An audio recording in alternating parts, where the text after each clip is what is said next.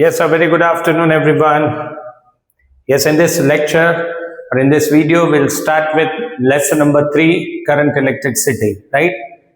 Yes, we have completed electrostatic potential and capacitance. Textbook na questions bhi જોયા આપણે, right? Capacitor શું છે, capacitance શું છે, energy stored, આ બધી વસ્તુ આપણે previous chapter માં જોઈ. Okay. આજે આપણે સ્ટાર્ટ કરીએ current electricity, that is chapter number 3 of your textbook. Yes, of course, પહેલા બધું ટેક્સ્ટબુક જ ડિસ્કસ કરશું. જો ચેપ્ટર 1 અને 2 આ બે ઇલેક્ટ્રોસ્ટેટિક્સમાં લાઈ કરતા હતા. Is it students? ઇલેક્ટ્રોસ્ટેટિક્સ એટલે in both the chapters we were discussing about the charges which were at rest. Rest ઉપર રહેલા ચાર્જીસની વાત આપણે ચેપ્ટર નંબર 1 અને ચેપ્ટર નંબર 2 માં કહી દીધી, right? Okay, yes. Current electricity આ ચેપ્ટર આમાં આપણે શું સમજવાનું છે? Vote is current electricity? Current ક્યારે બને સ્ટુડન્ટ્સ? જ્યારે ચાર્જીસ ફ્લો કરે, ચાર્જીસ મૂવ કરે. યસ, તો હવે આ ચેપ્ટરથી આપણે જે ચાર્જીસ મૂવ કરતા હોય એના વિશે વાત કરશું. ચેપ્ટર નંબર 1 અને ચેપ્ટર નંબર 2 માં ચાર્જીસ જે બધા રેસ્ટ ઉપર હતા, આપણે એની પ્રોપર્ટીઝ જોઈ, એના ઉપરથી ઇલેક્ટ્રિક ફિલ્ડ ગોઈતી, ઇલેક્ટ્રિક ફિલ્ડ અલગ અલગ શેપ માટે ગોઈતી, રાઈટ? તો હવે આ પર્ટિક્યુલર ચેપ્ટરમાં we'll discuss the motion of the charges. Charges move કરે તો શું થાય? કરંટ કોને કહેવાય? ઓહ્મ્સ લો શું છે? ડ્રિફ્ટ વેલોસિટી શું છે? Right? What are the limitation of Ohm's law? એમ લેન્ધી ચેપ્ટર છે પણ બહુ જ ઇન્ટરેસ્ટિંગ છે. અને યસ, બોર્ડમાં અને ગુજકેટમાં આ ચેપ્ટરનું એપ્લાઇડ ક્વેશ્ચન વધારે આવે છે. I mean to say MCQ. MCQ લોકો એકાદો એમસીક્યુ ગુજકેટમાં કે બોર્ડમાં એપ્લાઇડ પૂછી શકે છે. એપ્લાઇડ એટલે રિલેટેડ ટુ ટેક્સ્ટબુક જ હોય, પણ એક્ઝેક્ટલી ટેક્સ્ટબુકનો નહીં. અને એ પણ MCQ. Okay, yes. Current electricity તો બેઝિક આ તો બધું ઇન્ટ્રોડક્ટરી લેક્ચર તરીકે આજે આપણે સમજશું. What is current? કરંટ શું થાય? Current is yes rate of flow of charge. Rate of flow of charge, right? Rate of flow of charges is called current. બરાબર? કેટલો ચાર્જ કેટલા ટાઈમમાં ફ્લો થાય એને કહેવાય કરંટ. હા, જેમ કે તમારી બુકનું એક્ઝામ્પલ લો કે લાઇટનિંગમાં શું થાય છે? ફ્લો ઓફ ચાર્જીસ જ થાય છે ને. Charges are flowing from cloud to earth, that results into current, right? પણ એમાં એવું હોય કે ચાર્જીસનો સ્ટેડી ફ્લો ન હોય. વેરેઝ કોઈ સેલ ડ્રીવન ક્લોક છે, બરાબર, સેલવાળી જે ઘડિયાળ છે, ટોર્ચ છે, this are all the examples of કે ચાર્જીસ આર ફ્લોઈંગ કન્ટિન્યુઅસલી, તમને એક સ્ટેડી કરંટ મળે. સમજો છો? ઓકે, શાંતિથી આપણે ક્લિયર રાખીએ બધી વાત. પહેલા તો કરંટ એટલે તો કે rate of flow of charge. Current is defined as rate of flow of charge. એટલે simply current I is equals to rate of flow of charge, એટલે Q/T. આવું થયું? યસ. અમુક જગ્યાએ ચાર્જીસનો ફ્લો સ્ટેડી હોય છે અને અમુક જગ્યાએ ચાર્જીસનો ફ્લો સ્ટેડી નથી હોતો. લાઇટનિંગ, વીજળી એનું એક્ઝામ્પલ, જેમાં ચાર્જીસનો ફ્લો સ્ટુડન્ટ્સ સ્ટેડી નથી હોતો. ડન? ક્લિયર? ઓકે. હવે થોડી પહેલા એની વાત કરીએ કે કરંટની યુનિટ શું આવે, તો કે coulomb by second, or fundamental unit એની કહેવાશે સ્ટુડન્ટ્સ એમ્પિયર. ઓકે. કરંટ શું થાય? Rate of flow of charges. કેટલો ચાર્જ કેટલા ટાઈમમાં ફ્લો થયો, that is known as current. અને current do not obey the law of vector addition. એટલે કરંટ એક સ્કેલર ક્વોન્ટિટી છે. જો ભલે યસ આઈ નો કે તમને એમ થતું હશે કે સર આપણે તો બેટરીના પ્લસમાંથી લઈને માઇનસ તરફ કરંટની ડાયરેક્શન લઈ છીએ, તોય તે યસ એવું જરૂરી નથી કે દરેક ક્વોન્ટિટી જેને ડાયરેક્શન હોય એ વેક્ટર જ હોય, right? Current law of vector addition નથી ફોલો કરતું. લોઝ ઓફ વેક્ટર એડિશન મતલબ બોલો ટ્રાયેંગ્યુલર લો ઓર પેરેલેલોગ્રામ લો, આવું કોઈ કરંટ ફોલો નથી કરતું. એટલે current is considered as scalar quantity. બોલો આવડું? Clear students? રાઈટ? ઓકે, આગળ વાત કરીએ. માની લો એક આવી રીતે ક્રોસ સેક્શન છે, તમે ટેક્સ્ટબુકનું કરાવું છો, ટેક્સ્ટબુકનું કરાવું છું. એક cross sectional area, cross section of conductor આમ પકડીને ઊભો છું. તો આમાં માની લો અમુક પોઝિટિવ ચાર્જ આમ ભાગે છે, અમુક નેગેટિવ ચાર્જ આમ ભાગે છે, right. That means charge in forward direction is Q plus, charge in backward direction is Q minus. થોડા એવું હોય ને, આપણે એવું મહિના છે ને, ઇલેક્ટ્રોન આમ જાય તો પોઝિટિવ ચાર્જીસ આમ આવે, રાઈટ. એટલે એક જ થયું ને, મેં એક ક્રોસ સેક્શન, જો આમ એક cross section of the conductor આવી રીતે રાખ્યું છે મેં. પોઝિટિવ ચાર્જીસ આમ ફ્લો થાય છે, થોડાક નેગેટિવ ચાર્જીસ આમ જાય છે, રાઈટ. તો કરંટ કેટલો બનશે? તો current is equals to Q plus minus Q minus by time. તો સિમ્પલ વાત છે ને, કેટલા ફોરવર્ડ ડાયરેક્શનમાં ગયા માઇનસ કેટલા બેકવર્ડ ડાયરેક્શનમાં ગયા અને કેટલા ટાઈમમાં ગયા, એટલો કરંટ આમાંથી પાસ થયો, રાઈટ. તો ક્લિયર? બહુ સિમ્પલ વાત છે. કરંટ એટલે rate of flow of charges, that's it. અમુક ચાર્જીસ આમ આવ્યા, અમુક ચાર્જીસ આમ ગયા, ઓકે. યસ. તો current is equals to Q plus, that is forward ડાયરેક્શનમાં કેટલો ચાર્જ ગયો, માઇનસ બેકવર્ડ ડાયરેક્શનમાં કેટલો ગયો અપોન ટાઈમ. તો you can define average current. કેમ કે એવરેજ કરંટ કેમ કે ફ્લો ઓફ ચાર્જ સ્ટડી ન હોય તો આને કહેશું average current, delta Q by delta T. Clear students? આટલું ડન? એવી રીતે આવે ઇન્સ્ટન્ટેનિયસ કરંટ. ઇન્સ્ટન્ટેનિયસ કરંટ એટલે dq by dt, dq by dt. This is our instantaneous current. Particular instant of time ઉપરનો કરંટ હોય ને, at a particular instant of time, at a particular instant of time, so this current is called instantaneous current. This is called average current. Everyone આટલું clear students? આટલું done? હા, અમુક એવું આવે ઘણી વાર કે માની લો મને કરંટ આવ્યો 5 એમ્પિયર, કોઈ બીજાને કરંટ આવ્યો -5 એમ્પિયર. તો આ તો એવું કહેવા માંગે છે કે તમે જે કરંટની ડાયરેક્શન વિચારીને એના કરતાં એકચ્યુઅલ કરંટ અપોઝિટ ડાયરેક્શનમાં હશે. નેગેટિવ ઓફ કરંટ એ રિપ્રેઝન્ટ કરે, નેગેટિવ ઓફ કરંટ એ રિપ્રેઝન્ટ કરે કે ધ ડાયરેક્શન ઓફ કરંટ આમ તમે વિચારી પણ એકચ્યુઅલ ડાયરેક્શન આમ છે. બાકી પ્લસ ઓર માઇનસ કરંટમાં કંઈ ફરક પડતો નથી. +5 એમ્પિયર આવે કે -5 એમ્પિયર આવે, આન્સરમાં એ રીતે ફરક ન પડે. -5 એમ્પિયરનો મિનિંગ એવો થાય કે તમે જે ડાયરેક્શન વિચારી હતી એકચ્યુઅલ કરંટ એનાથી અપોઝિટ ડાયરેક્શનમાં જાય છે. Clear students? ડન? હા, અમુક નાની યુનિટ્સ પણ છે, જેમ કે 1 micro ampere, so that is 10⁻⁻6 ampere. 1 milli ampere, that is 10⁻³ ampere.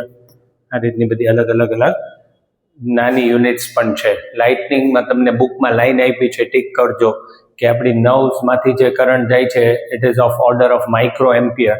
Lightning carries a current of, ઈ જે બુકમાં લાઈન આપી છે ને એ તમે ટીક કરજો. It can be asked as MCQ. તમને કરાવી દો, એક જ મિનિટ.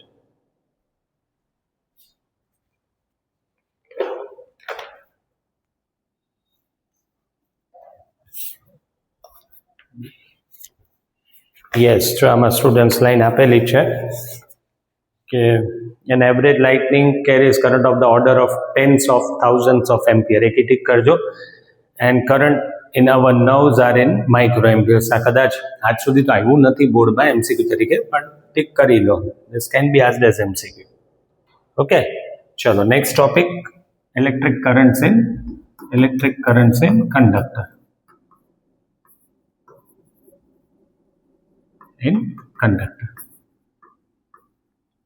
સમજાવે છે કે કરંટ કેવી રીતે કંડક્ટરમાં બને છે. ડન? જો ફર્સ્ટ ચેપ્ટરમાં આપણે શું જોયું હતું સ્ટુડન્ટ? એક ચાર્જ છે Q, બરાબર, રેસ્ટ ઉપર છે આ ચાર્જ. અગર હું ઇલેક્ટ્રિક ફિલ્ડ આપીશ then a charge will experience a force F equals to QE. બરાબર, આ ફોર્સના લીધે ચાર્જ મૂવ કરે, રાઈટ, ફોર્સના લીધે ચાર્જ મૂવ કરે. હવે આમાં છે ને ડિપેન્ડ કરે છે, આપણે તો કંડક્ટરની જ વાત કરવાની છે, ટોપિકમાં આપ્યું છે, પણ તમે સમજો કે ભાઈ કે મેટર છે, matter is made up of molecules, right. અને એટમ્સ અને મોલિક્યુલ્સમાં કેવી રીતે હોય તો કે આ ન્યુક્લિયસ છે અને ઇલેક્ટ્રોન એની સાથે બંધાયેલો હોય. ઘણી વાર તો એવું થાય સ્ટુડન્ટ, સમજો કે આ બધા મોલિક્યુલ્સ એટલા પાસે હોય બરાબર. આ બધા મોલિક્યુલ્સ એટલા બધા પાસે હોય કે એક ઇલેક્ટ્રોન હોય, એક ઇલેક્ટ્રોન છે તો આ ઇલેક્ટ્રોન બધી રીતે અટ્રેક્ટ થતો હોય, એટલે કહેવાનો મતલબ આનું ન્યુક્લિયસ પણ આ ઇલેક્ટ્રોનને અટ્રેક્ટ કરે, પોતાનું ન્યુક્લિયસ પણ એને અટ્રેક્ટ કરે, મતલબ a kind of sharing. Electron will be shared. બહુ સિમ્પલ વાત સમજાવું છું. I will repeat. હું શું કહું છું કે બલ્ક મેટર છે. મેટરમાં શું હોય તો કે મોલિક્યુલ્સ હોય. મોલિક્યુલ્સ એટલે શું? બધા એટમ્સના કોમ્બિનેશન, રાઈટ? બધા એટમ્સમાં શું હોય? પ્લસ અહીંયા હોય, ઇલેક્ટ્રોન અહીંયા હોય, પ્લસ અહીંયા હોય, ઇલેક્ટ્રોન અહીંયા હોય. એટલે કહેવાનો અર્થ એવો છે કે ઇલેક્ટ્રોન છે ને મેટરમાં અંદર મોલિક્યુલ્સમાં જે ઇલેક્ટ્રોન છે ને બંધાયેલો છે. It is not free. હું શાંતિથી રિપીટ કરું.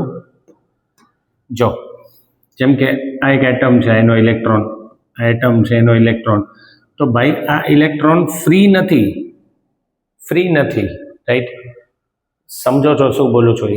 આ ઇલેક્ટ્રોન અટ્રેક્ટેડ છે અને અટ્રેક્શન લાગે છે આનું. સો ઇલેક્ટ્રોન ઇઝ નોટ ફ્રી. અને ઘણા મેટરમાં એવું હોય કે હું ઇલેક્ટ્રિક ફિલ્ડ આપું ને તોય આ ઇલેક્ટ્રોન અહીંયાથી ફ્રી ન થાય, કેમ કે ન્યુક્લિયસ આરે એકદમ વધારે અટ્રેક્શનથી બંધાયેલો છે, એકદમ સ્ટ્રોંગલી બાઉન્ડેડ છે ન્યુક્લિયસ સાથે. એટલે ઇલેક્ટ્રિક ફિલ્ડ આપણે આપીએ ને તોય એ ઇલેક્ટ્રોન એમાંથી ફ્રી થઈ શકતો નથી. એવા એ જે મટીરિયલ છે એ મટીરિયલને આપણે ઇન્સ્યુલેટર કહેશું. શું કહેશું આપણે? ઇન્સ્યુલેટર. આઈ થિંક આમાં તમને થોડીક ઓછી સમજ પડી. થોડું રિપીટ કરી દઉં જે પાર્ટ હું બોલ્યો એ. હું એવું કહું છું, વિલ સ્ટાર્ટ વન્સ અગેન, કોઈ ઇશ્યુ નથી એમાં, કે કોઈ પણ ચાર્જ ઉપર જ્યારે ફોર્સ લગાવો છો યા ઇલેક્ટ્રિક ફિલ્ડ આપો છો, જો આ ચાર્જ છે બરાબર, હવે ઇલેક્ટ્રિક ફિલ્ડ આપીશ, આ ઇલેક્ટ્રિક ફિલ્ડમાં આપી, તો ઇલેક્ટ્રિક ફિલ્ડ શું કરે છે તો કે ચાર્જ ઉપર ફોર્સ લગાવે છે. આરામથી જાઓ. ઇલેક્ટ્રિક ફિલ્ડ શું કરે છે? ચાર્જ ઉપર ફોર્સ લગાવે છે. આ ફોર્સ કેટલો લાગે? Q into E, right? તો આના લીધે ચાર્જીસ મૂવ કરે. તો charges can move once you are applying electric field. હવે હું તમને એમ કહું છું કે આખું એક મેટર છે, એકદમ બલ્ક મટીરિયલ છે. એમાં શું હોય તો કે એમાં ઘણા બધા મોલિક્યુલ્સ હોય, બરાબર? આવી રીતે હોય. તો એમાં જે ઇલેક્ટ્રોન છે એ ઇલેક્ટ્રોન બંધાયેલો છે અટ્રેક્શનના લીધે, બરાબર? If it is not free to move. Electron free નથી કે એ બલ્ક મેટરમાં મૂવ કરી શકે. આવી રીતે કહું છું.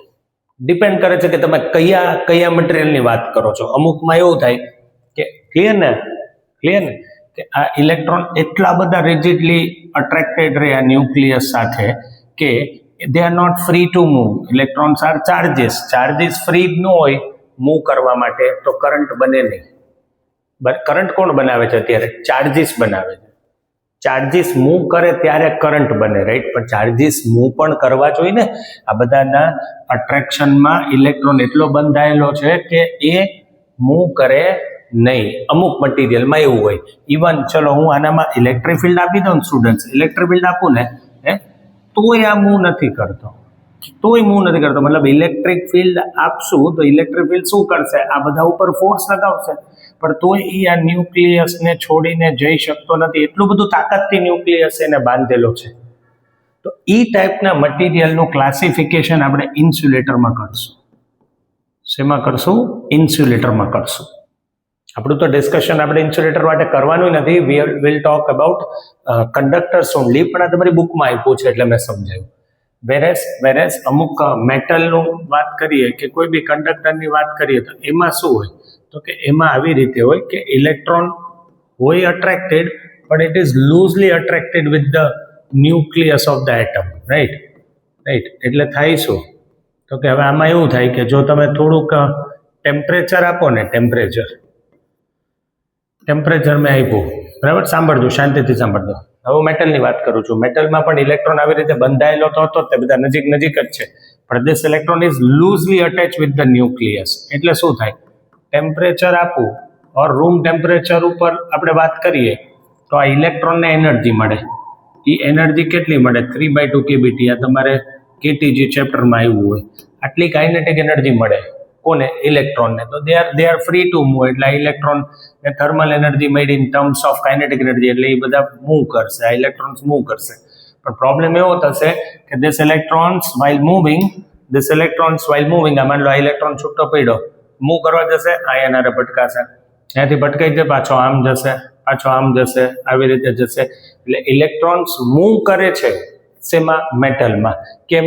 તો કે મેટલમાં ઇલેક્ટ્રોન્સ ન્યુક્લિયસ સાથે લૂઝલી અટેચ છે, એટલે રૂમ ટેમ્પરેચર ઉપર એમને સફિશિયન્ટ એનર્જી મળી જાય છે, રાઈટ. એટલે ઈ ન્યુક્લિયસમાંથી તો મતલબ એટમમાંથી અહીંયાથી તો નીકળી જાય છે, પણ પાછું તરત પોઝિટિવ આયન સાથે ભટકાશે, એટલે એમની વેલોસિટીની ડાયરેક્શન બધી બદલાતી રહેશે. એટલે તમે સમઅપ કરો ને બધાની વેલોસિટી એડ કરો ને તો યોર આન્સર વિલ બી 0.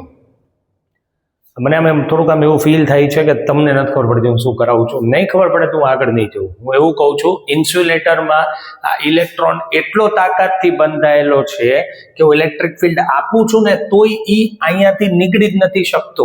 તો ઇન્સ્યુલેટરમાં તો કરંટ બનવાના ચાન્સીસ નથી. I am talking about pure insulator, બરાબર. તો એમાંથી એકેય ઇલેક્ટ્રોન છૂટો જ નથી પડતો. ઇલેક્ટ્રિક ફિલ્ડ આપું તોય નહીં, ટેમ્પરેચર આપું તોય નહીં, તો ઇલેક્ટ્રોન ફ્રી જ નથી પડતો, તો કરંટ તો બનવાનો નથી. એ કેસ થયો તમારો ઇન્સ્યુલેટરમાં આવતું. હવે હું વાત કરું છું કંડક્ટરમાં ઇલેક્ટ્રોન એના ખુદના ન્યુક્લિયસ સાથે એટલો રિજિડલી અટેચ નથી, એટલે રૂમ ટેમ્પરેચર ઉપર આ ઇલેક્ટ્રોનને થર્મલ એનર્જી મળે, એટલે ઇલેક્ટ્રોન ત્યાંથી ફ્રી થઈ જાય. ત્યાંથી ફ્રી થાય પણ એની વેલોસિટીની ડાયરેક્શન રેન્ડમ થઈ જાય. વેલોસિટીની ડાયરેક્શન રેન્ડમ થઈ જાય એટલે શું? તો કે ભાઈ ઇલેક્ટ્રોન અહીંયાથી તો ડિટેચ થઈ ગયો. હવે એ ઇલેક્ટ્રોન કરંટ ક્યારે બનાવે? જ્યારે આમ જાય, બધા આવી રીતે આ ચાર્જીસ આમ જાય તો કરંટ બને, આમ જાય તો કરંટ બને. પણ પ્રોબ્લેમ એવો છે સ્ટુડન્ટ્સ કે અહીંયાથી ઇલેક્ટ્રોન નીકળી ગયો, પણ એનો જે પાથ છે એ આમ સીધો જઈ જ નથી શકતો. કેમ? એ ઇલેક્ટ્રોન જેવો અહીંયાથી નીકળ્યો, આ ન્યુક્લિયર આયન સાથે કોલાઇડ થયો, પાછી ડાયરેક્શન ચેન્જ થઈ, આમ પાછો ભટકાનો. તો ઇલેક્ટ્રોન ઇન અ વે એક ઇલેક્ટ્રોનની વાત છે કે રેન્ડમ ડાયરેક્શનમાં જાય છે. તો એવું બને ને, તો કેટલા બધા ઇલેક્ટ્રોન હોય, કોઈ એક ઇલેક્ટ્રોન આમ જતો હોય તો કોઈ એક ઇલેક્ટ્રોન આમ આવતો હોય, તો આ બધા ઇલેક્ટ્રોનની નેટ વેલોસિટી કરું તો વેલોસિટી વેક્ટર છે એ એડ થઈને 0 થાય.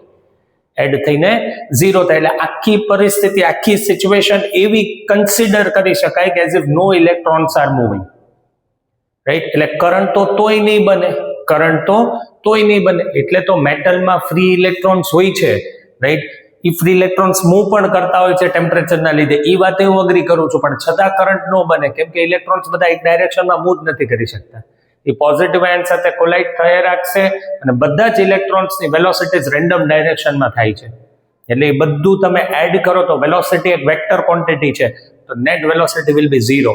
The situation is as if no electron is moving inside the metal and hence no current is being produced. હા, હવે જો હું મેટલમાં હવે હું ઇલેક્ટ્રિક ફિલ્ડ આપું તો પાછી વાત બદલાઈ જશે. જો આવી રીતે છે, રાઈટ. આવી રીતે છે, ઇલેક્ટ્રોન બધા અહીંયાથી નીકળી ગયા, ડિટેક્ટ થઈ ગયા. ઓકે, અત્યારે તો ઇલેક્ટ્રોન માન લો electric field is not applied, electric field is 0.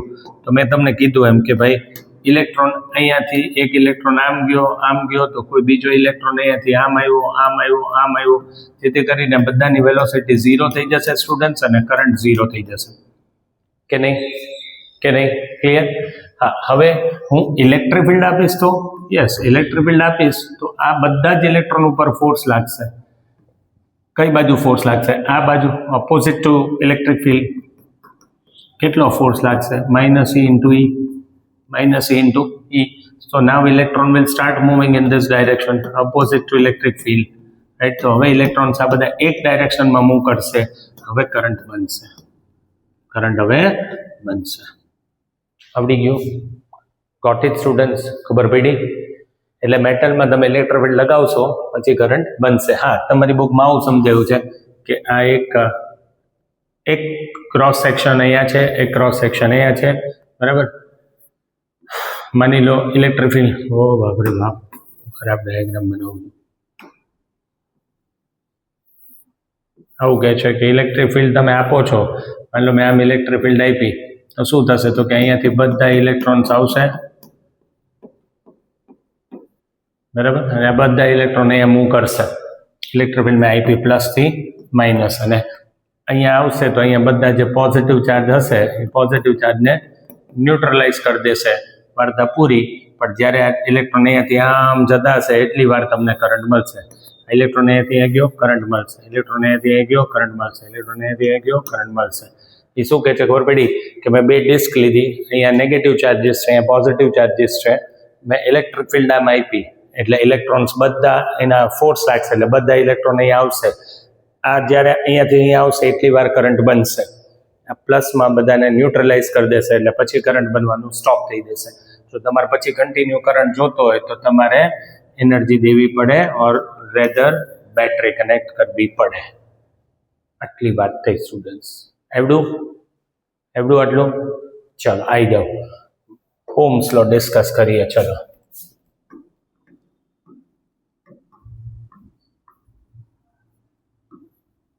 Ohms law. Yes, 10th માં એવું હશે. શું કહે છે તો કે તમે આવું ભણ્યા હોય, V proportional to I. V is the potential difference, I is the current. Potential difference applied between two ends of the conductor is proportional to current. આવું ભણ્યા છો? ઓકે. કેમ V proportional to I થાય? સમજજો શાંતિથી. ભાઈ આ એક કંડક્ટર લીધું મેં, ઓકે, આ કંડક્ટર લીધું, રાઈટ, ઓકે. બેટરી કનેક્ટ કરું છું. પહેલાં તો અડધાને એ નહીં ખબર હોય battery is a source of energy. આ જે વોલ્ટેજ તમે બોલો ને છોકરા, વોલ્ટેજ એટલે એનર્જી છે, energy.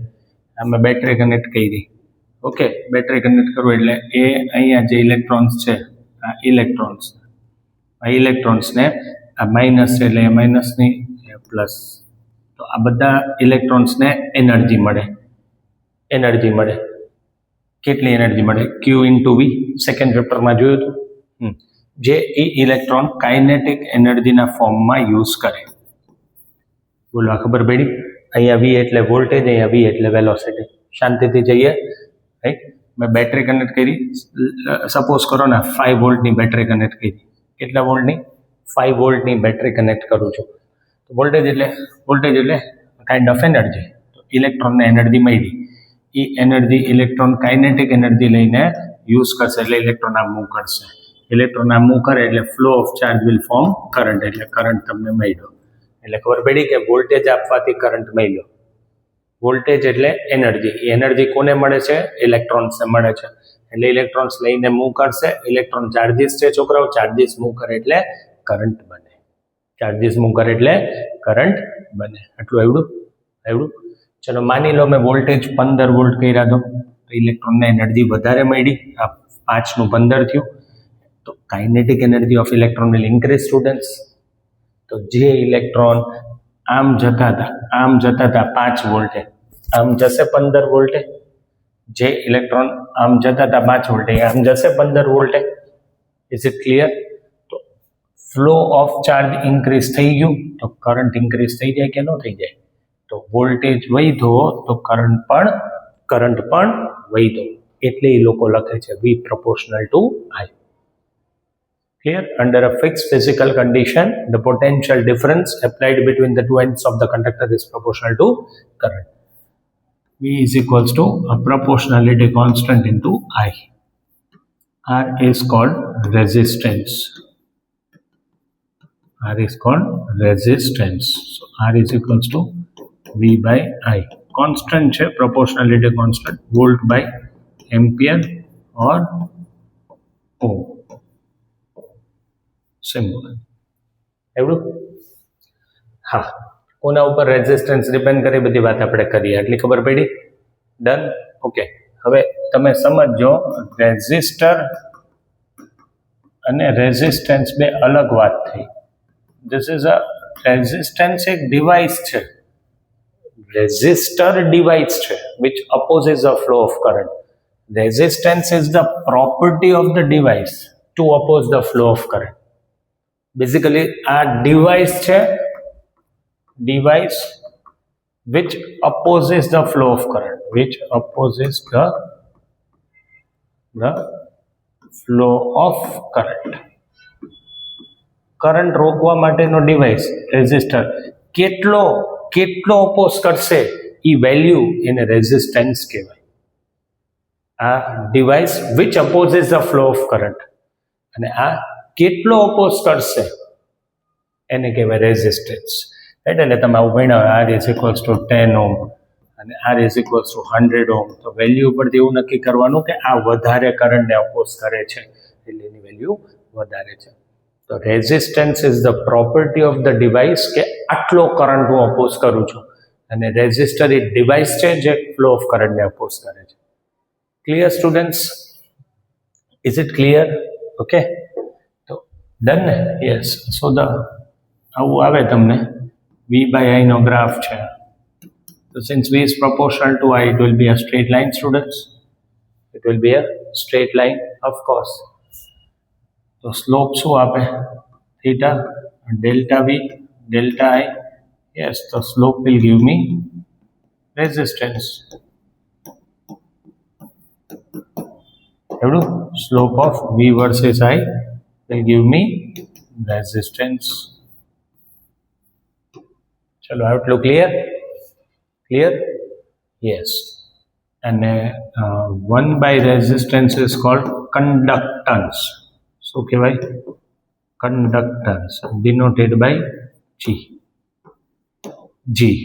Unit will be ohm inverse or mho.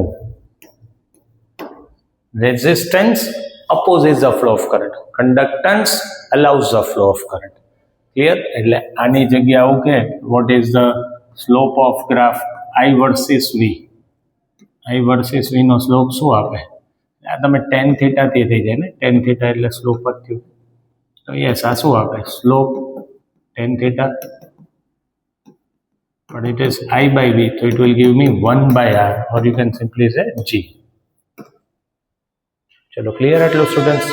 I hope તમને ડાયમેન્શન ફોર્મ્યુલા ને એવું આવડશે. આ રેઝિસ્ટન્સ તમે કરી લેજો. ક્લિયર? રેઝિસ્ટન્સ કોના પર ડિપેન્ડ કરે છે? તો કે રેઝિસ્ટન્સ ડિપેન્ડ્સ ઓન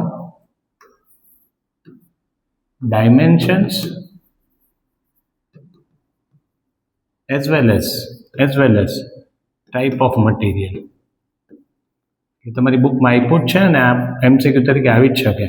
એવું લખ્યું છે, resistance not only depends on the type of material but it also depends on dimensions. એટલે મટીરિયલની ટાઈપ ઉપર તો રેઝિસ્ટન્સ ડિપેન્ડ કરે જ છે, આના ઉપર તો કરે જ છે. કયું મટીરિયલ એ પ્રમાણે રેઝિસ્ટન્સ હોય, અને ડાયમેન્શન્સ પર બી ડિપેન્ડ કરે છે. Resistance is proportional two length and it is inversely proportional to cross sectional area. એટલે શું? આ કેમ આવું કહે છે? જો આ વાત કરીએ, ક્રોસ સેક્શનલ એરિયા એટલે આ પાઈ આર સ્ક્વેર, રાઈટ. આ એરિયા જેટલો વધારે રાખીશ તો electrons can easily pass through it, right. Positive ion સાથે આમાં આ કંડક્ટર છે, પોઝિટિવ આયન હશે. ફરી વાર કરો. કંડક્ટર ડ્રો કરો,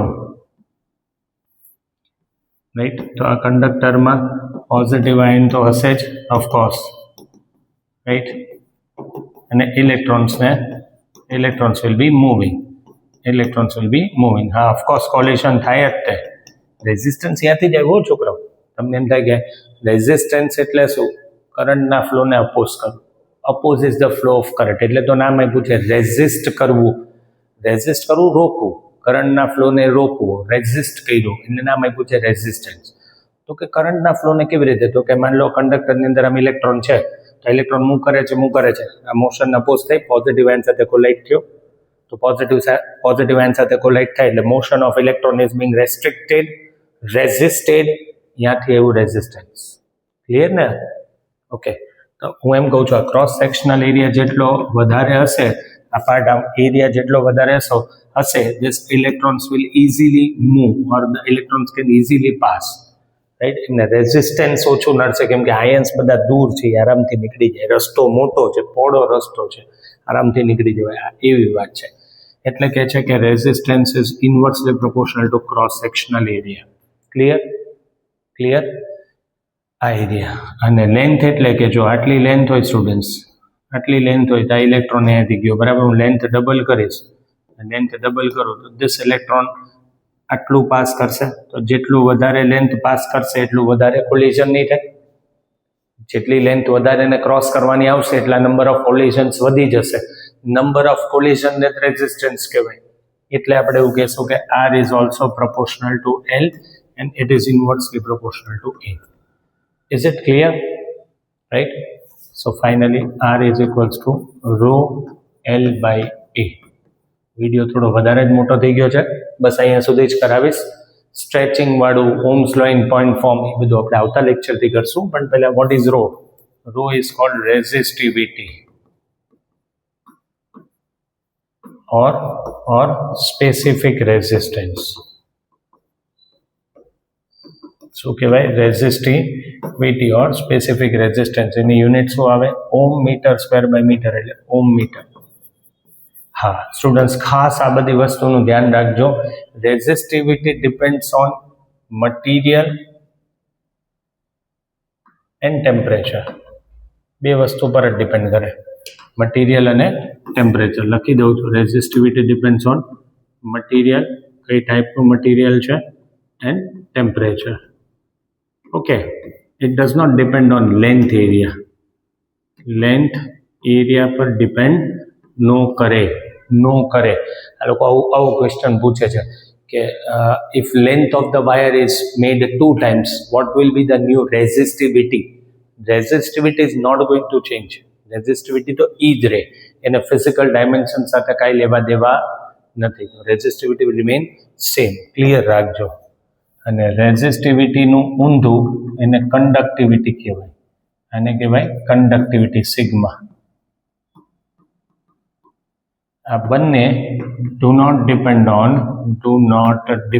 ઓન લેન્થ ઓર એરિયા. બરાબર? આ ખાલી ટેમ્પરેચર અને મટીરિયલની ટાઈપ પર જ ડિપેન્ડ કરે.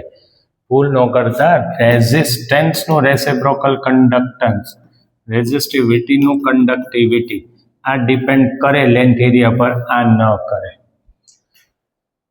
બહુ મોટો થઈ ગયો છે video, I am sorry for that.